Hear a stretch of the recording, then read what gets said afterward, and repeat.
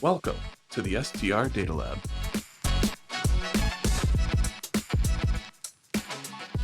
Hello and welcome to another edition of the STR Data Lab. I'm Jamie Lane, Chief Economist at AirDNA, and I'm joined today by my good friend and colleague, Scott Sage. Scott, welcome back to the show. Jamie, great to see you again. We've got a fun one today. Yeah, I need to stop welcoming you to a show that you're co-hosting. I guess that's our bit. That's how we open shows. So maybe we have to keep doing it. Well, how's your summer been? Summer's been great. I guess it's coming to a close here technically. But yeah, maybe as foreshadowing for what we're going to talk through today, that might not be the case for national parks and have some national parks visits coming up later this year. Yeah.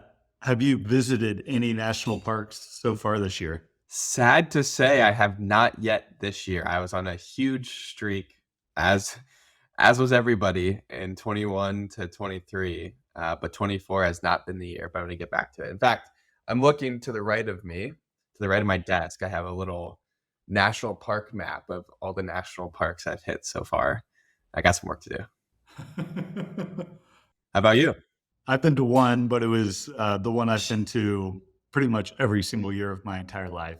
So national parks hold a near dear spot in my heart with sort of growing up going to Acadia National Park every summer, having a family place up there. And then my parents, in the past 10 years, investing in a house, living there during the summer, and now have added 4 short-term rentals that they manage just outside the park, which is awesome. So yeah, it's this research that we're going to talk today on national parks definitely hit home in terms of the trends that we've been seeing in terms of managing those properties. And then also, I'm a huge outdoor guy, love visiting national parks. Like it sounds like you as well. So it's fun to think about the investment opportunity in sort of properties that would be near and accessing the national parks.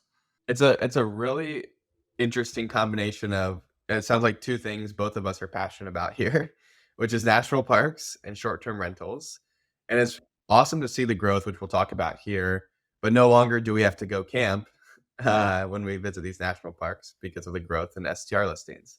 So let's jump in, Jamie, and maybe I'll set the stage and then I'll kick it over to you to talk through how we cut this data. But what we set out to do with this AirDNA's national parks analysis was similar to our best places to invest, in that we tried to build a list of quote unquote the top 10 markets for STRs near national parks. Now, there's a number of different ways you could look at this, so I'll turn it over to you to talk through the methodology on how we arrived at this top 10 list before just jumping into the quote unquote top 10. Yeah, and starting out, and there's 63 national parks in the U.S. We used our markets and submarkets, essentially looking for submarkets near our covering national parks. And obviously, with these being owned and operated by the federal government, you can't actually have a short-term rental in the national park. It is essentially short-term rentals sort of adjacent to the national park. A lot of these national parks have in small to mid-sized cities that are sort of the access points that people generally stay in. One of the unique things about national parks is there are actually hotels in the national parks. In my past life, I actually did some analysis of hotels in national parks. I actually got to drive around Death Valley and visit all these hotels in and around the national parks. And something unique to national parks is, since they're meant to be for the people, by law, the hotels within the national parks are not allowed to charge a premium for being inside the park. So part of the analysis that I had to do was actually figuring out what would the equivalent rate of a property be if it was located outside the national park. And that would essentially be the ceiling that the national park property could operate. So that can actually be a little tough for a lodging operator, given that the best property is probably going to be the one in the national park. And they're not going to be able to charge a whole lot for it. So typically those properties are sold out like almost immediately, though. They're usually a great bargain, amazing locations. But once you get finding someone and thinking about traveling to a national park, searching, they see that the place within the park is closed, and now they look for the best, or already full. Then look for the next best opportunity. So in this, we identified 54 national parks that essentially, and our criteria was finding submarkets that had more than 50 listings that were going to give us enough data to really analyze. And then we combined both AirDNA short-term rental data and national park visitation data actually generated by the Park Service. So we can really analyze not only the performance of overnight stays in and around the parks, but also overall visitation and how that's been changing over the last few years. So we analyzed the specific earning potential of each of these submarkets, average daily rates, occupancies, and we essentially aggregated all the submarkets up sort of around the national park to get essentially the performance of properties that serve these national parks. Perfect. So if you're looking at a national park, maybe Smoky Mountains, for example, and we're looking at this data, there's going to be an aggregate of smaller submarkets. So you think about like Pigeon Forge, Gatlinburg, Sevierville, for example, and we're going to roll that into what we're calling Smoky Mountains National Park market. And then specifically, we are looking at, Jamie, yield. And so yield, which is gross booking revenue divided by the home value. Now that's important because we could also get a different list if we looked at a metric that maybe was not yield, if we were just looking at occupancy or revenue. But knowing that somebody may be investing in these markets, that's where we land on yield. Yeah. And yield is, and I think the equalizer metric, essentially how much revenue someone earning with a lot of these national parks. And we get into it in the analysis. A lot of them are very seasonal. So certain peak seasons when people are able to visit, the weather sort of either turns nice enough or cool enough to actually be accessible. And so the occupancy may be misleading. A lot of these national parks have pretty low occupancy, but relatively high ADRs. So that's where we're looking at the average revenue potential, and you could look at the RevPARs too to compare across and get a sense, and then comparing it to the home value to get a sense of where would and actually bring in the best investment opportunity. Great. All right. That's sufficient preamble. Why don't we dig into the list? And so maybe I'll drum roll here if you want to run through, call it the top 5 of what we considered the top 10 national park trends based on this methodology. Sorry, national park markets based on this methodology. Yep. So first is New River Gorge National Park in West Virginia. One of the newest national parks sort of added in 2021 under the Trump administration. A very beautiful park with rivers, mountains. And given that it's a new national park, actually saw a lot of increased visitation, given that it's new. People want to experience it for the first time. Number 2, Mammoth Cave National Park in Kentucky.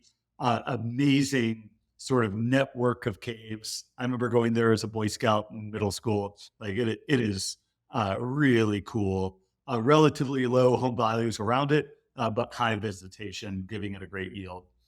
Number 3, Voyageurs National Park, Boundary Waters of Minnesota. I haven't visited this park, but I've heard amazing things. Again, relatively high average daily rates, generally high occupancy. One thing to watch out though is for the mosquitoes. They can be rough up there. Isle Royale National Park in Michigan, again, on Lake Superior, so the lakes, and could be amazing summer market. And then number 5, I would say probably our most controversial on the list, given the sort of ebb and flow of this market over the past 5 years, is Joshua Tree National Park in California. So huge demand driver from LA. I saw a massive increase in investments during the pandemic, massive increase in visitation during the pandemic. And while it's not, I would say, one of the highest yielding markets around the country, and it is when we're just narrowing it down to national parks. And a lot of that has to do with seasonality. And a lot of these markets are very seasonal, as we'll see. And Joshua Tree does have an extended season, if you will, after the pandemic. I mean, there's times when you definitely don't want to visit Joshua Tree, but it's still, and we're seeing average revenue potential of about $50,000. We're seeing occupancy rates maintaining at 50%. Now, that is down from the highs that we saw in 2021, and also an average home value of roughly $350. So this one comes with a grain of salt too, because as we know in Joshua Tree, to sort of earn the average revenue potentials that I think people would want, you're going to have to amenitize that property. You're going to have to probably have a pool. You're going to have to be attractive, and that can be a little bit more challenging these days in that market. I love the verb amenitize. Interestingly, not on this list. I know you covered 5 of the 10. We'll drop the full 10 in our show notes, but some of the maybe more notable or popular national parks, Jamie, like for example, especially for short-term rentals, Smoky Mountains, not on the top 10 list. Yosemite, Zion, these are excluded. Can you give some context as to why those may have fallen off the top 10? Yeah. I mean, similar to Joshua Tree, like a lot of these markets near major cities have seen massive run up in property values in the time since the pandemic. And they have come off a bit from the highs that they've seen in terms of earning potential. So it's not that they're bad investment opportunities right now. It's just that, and we had to come up with a metric to rank. There were a ton of markets in around this gross yield of 12 to 14%. And all those markets were sort of grouped around that area. So I would say there's a pretty typical yield around national parks, around that 12 to 14%. And what we're looking at on all these national parks, they're all grouped right around there. Makes sense. All right, let's jump into some trends. Why are we even talking about this? Had we been doing this podcast back in 2018, we may not be having a national parks list. Lots changed since then, including the COVID pandemic, which drove a surge and spike in national park visits, along with a surge and spike in STR listings in those surrounding markets. Jamie, what are 2 or 3 key trends we've seen here around national parks in the STR space? Yeah, one, and just for some context, there was 91 million visitations to national parks in 2019. We saw a record high visitation in 2021. We sort of dropped off that in 2022 as people sort of expanded the areas that they were going to. And then we saw a new record in 2023, just over 92 million visitations. And Jamie, the other interesting note here is in 2023, 12.5 million stays in STRs in the national parks. Yeah, and that's doubled since 2018. Yeah, so amazing growth in the number of bookings. As well, the article that we sort of wrote on this, the analysis is like there was some parks where the growth was highly correlated, in others where it wasn't. And the thing you think about is many national parks, and they have cities right nearby that really lend themselves to overnight visitation when you're visiting. And then others sort of don't. And you might be visiting that national park on a road trip, traveling through, make a day trip out of it, but you're not necessarily staying the night in that location. So areas like Acadia National Park, I'm seeing massive growth in visitation and stays in that. Where others like Gatlinburg, and we do see record highs, but essentially visitations doubled while our stays have doubled while visitations roughly flat. So a lot of people are going to the Gatlinburg market sort of for the views, the cabins, and not necessarily that they're actually going to go hiking in the park. Maybe they're visiting Gatlinburg or Pigeon Forge. They're going to Ripley's, believe it or not. They're riding the roller coasters. So in many of these cities, sort of tourism attractions have sort of popped up in those towns to give sort of things to do for visitors besides hiking or driving up to the top of Klingen's Dome. We're also seeing this growth in unique stays. You mentioned cabins as an example in the Smokies, where 60% of listings in the Smokies are actually cabins. You also see what Airbnb is considering, right? The unique stays category. 10% of all Airbnb unique stays are located in these national park markets. A good example here is Big Bend National Park, where we're seeing 10% of properties, campers, RVs. Jamie, what's your desired unique stay if you go to a national park? Yeah, I am a sucker for a dome house or a yurt. uh, some sort of unique stays. And why we highlighted this is when you're traveling to a national park, a lot of times that sort of self-selects for someone that's maybe open to a type of unique stay. So what we wanted to highlight were some of the more popular ones in and around national parks. So if you're looking to make an investment around a national park, maybe open your sort of aperture to something besides just a home. So, and you've got shipping containers in Big Bend and over 2% of listings. You've got farm stays near Pinnacle National Park. You've got nature lodges, tiny homes near Death Valley. Like there's some pretty popular things. And as you said, with cabins, like 60% of the stays during Great Smoky Mountains, the cabins are huge in Denali, 45%, and Mount Rainier, one of my favorite national parks, also 43% of homes near Mount Rainier are cabins. Yeah, it gives another flavor, another experience when you're visiting these national parks as well, especially if you're looking for something like a domestic trip. National parks a great experience, and then just amplify it with something amenitized. I'm going to use that 2 more times on this episode. And the other thing to think about with national parks is the seasons, because with some, like if you're doing a yurt and making sure you have a 3 or 4 season type yurt that can accommodate people in the shoulder season.